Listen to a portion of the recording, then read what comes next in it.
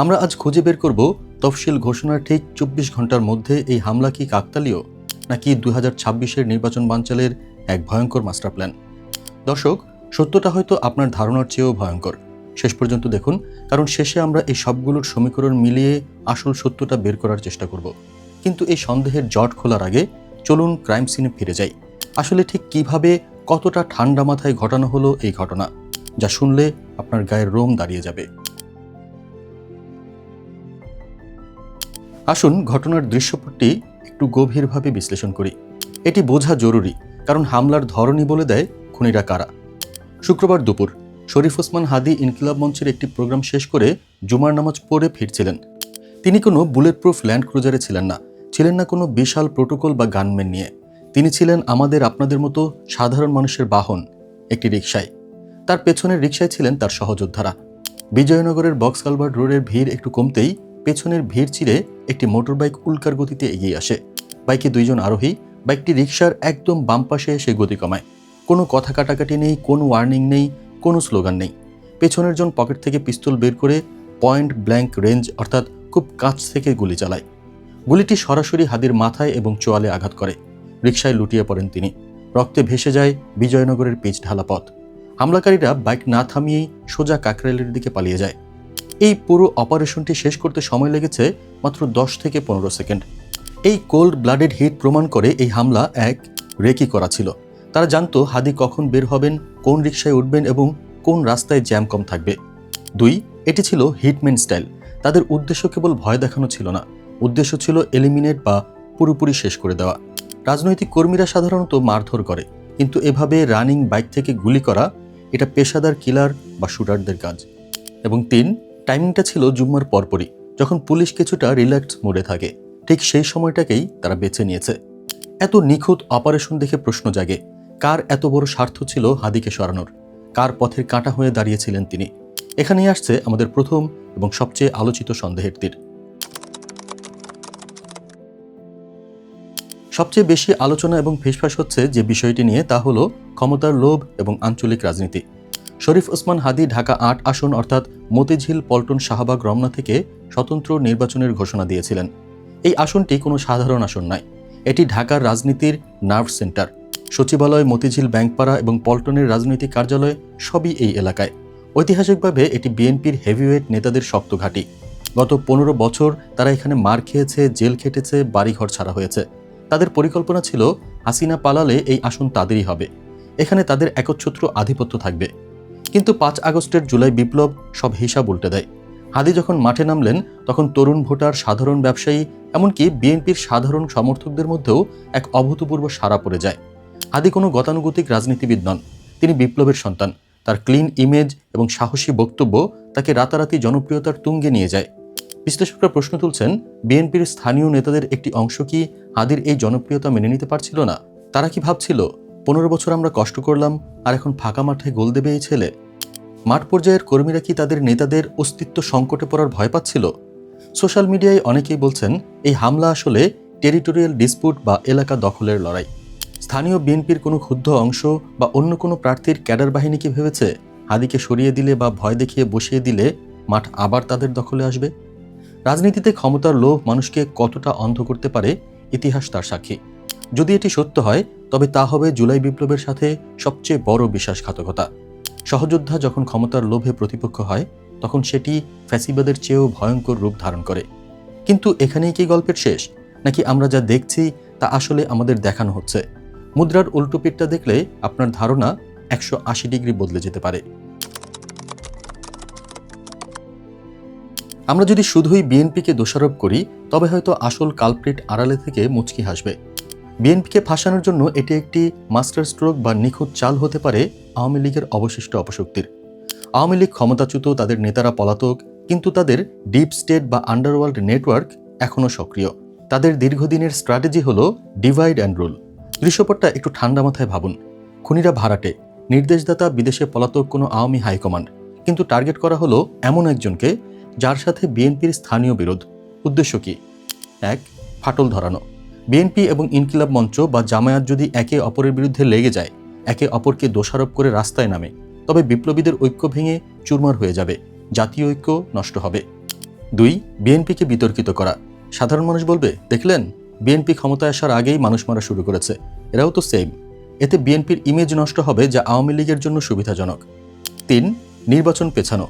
দেশে যদি বড় ধরনের রাজনৈতিক সংঘাত শুরু হয়, তবে নির্বাচন কমিশন ভোট পেছাতে বাধ্য হবে, আর নির্বাচন পেছানো মানেই আওয়ামী লীগের পুনর্বাসনের সুযোগ তৈরি হওয়া। মির্জা ফখরুল ইসলাম আলমগীর এবং জামায়াত নেতারা ইতিমধ্যেই বলেছেন, এটি পতিত স্বৈরাচারের গভীর চক্রান্ত। তাদের এই দাবিকে উড়িয়ে দেওয়ার সুযোগ নেই, কারণ বিশৃঙ্খলার সবচেয়ে বড় বেনিফিশিয়ারি বা সুবিধাভোগী হল পলাতক স্বৈরাচার। তবে শুধু দেশের ভেতরের শত্রু নয়, হাদির ওপরে এই হামলার শেকড় হয়তো ছড়িয়ে আছে সীমান্তের ওপারেও। দিল্লির কেন এত মাথা ব্যথা হাদিকে নিয়ে, চলুন দেখি।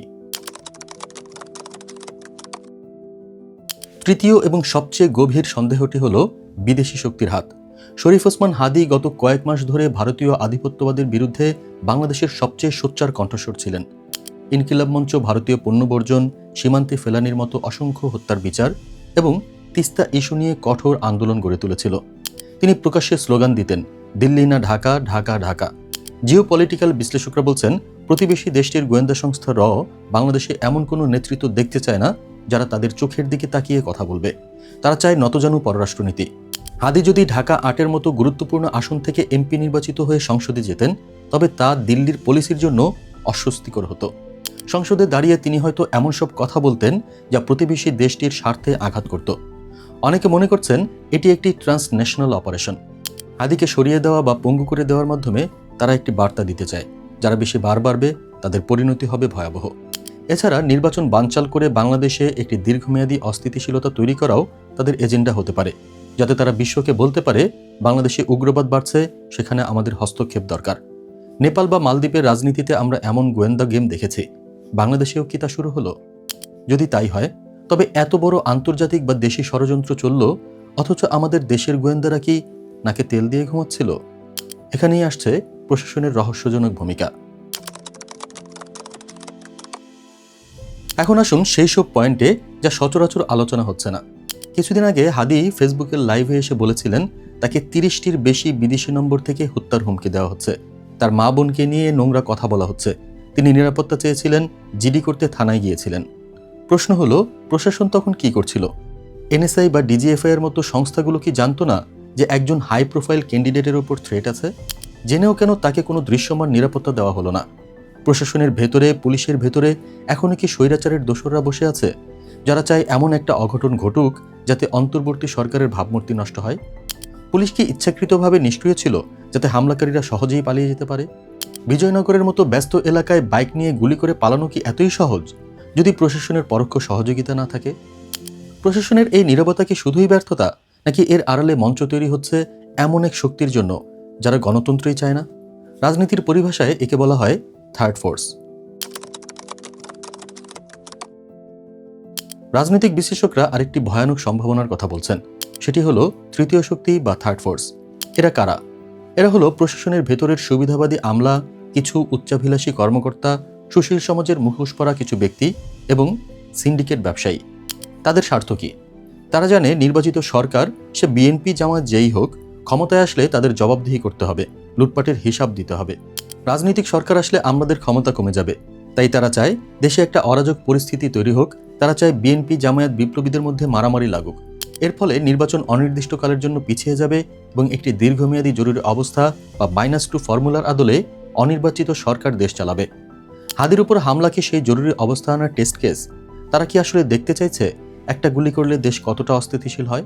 তবে রাজনীতি আর ক্ষমতার এই খেলার বাইরেও মতিঝিলের কংক্রিটের নিচে চাপা পড়ে আছে আরেকটা ভয়ানক সত্য, টাকা। আন্ডারওয়ার্ল্ডের সমীকরণটা মিলালেই বেরিয়ে আসে আরেকটা সম্ভাবনা। ঢাকার আন্ডারওয়ার্ল্ডের সমীকরণ কিন্তু বদলেছে। 5 আগস্টের পর কিছুদিন আন্ডারওয়ার্ল্ড চুপ ছিল, কিন্তু এখন তারা আবার সক্রিয়। আমরা জানি মতিঝিল মানেই টাকা। ফুটপাত, টেন্ডার, ক্লাবপাড়া, পরিবহন চাঁদাবাজি, এখানে শত কোটি টাকার অবৈধ বাণিজ্য। হাদি ফুটপাতের চাঁদাবাজি এবং সিন্ডিকেটের বিরুদ্ধে সোচ্চার ছিলেন। তিনি এমপি হলে এই অবৈধ আয়ের পথ বন্ধ হয়ে যাবে, এটা অনেকেই বলছেন। এমনটাও হতে পারে কোনো রাজনৈতিক দল সরাসরি জড়িত নয়, কিন্তু কোনো বিজনেস সিন্ডিকেট বা আন্ডারওয়ার্ল্ড গডফাদার তাদের স্বার্থ রক্ষায় এই ভাড়াটে খুনিদের ব্যবহার করেছে। টাকা দিলে এরা যে কারো হয়ে কাজ করে। এই হামলাকারীদের কাছে কোনো আদর্শ নেই, তাদের ধর্ম হলো টাকা। তারা আজ বিএনপির হয়ে গুলি চালাবে, কাল আওয়ামী লীগের হয়ে, পরশু হয়তো অন্য কারো হয়ে। তবে যে কারণেই গুলি চলুক, দিন শেষে এই রাজনৈতিক দাবা খেলার গুটি হচ্ছে আমরা, সাধারণ জনগণ। বিশ্বাস হচ্ছে না? তাহলে চলুন সামনের দিকে যাই। আপনি হয়তো ভাবছেন ওরা পলিটিক্স করে, ওরা মরুক বাঁচুক, আমার কি। কিন্তু বিশ্বাস করুন, বিজয়নগরে চালানো এই গুলিটি আসলে আপনার ভাতের থালায় লাথি মেরেছে।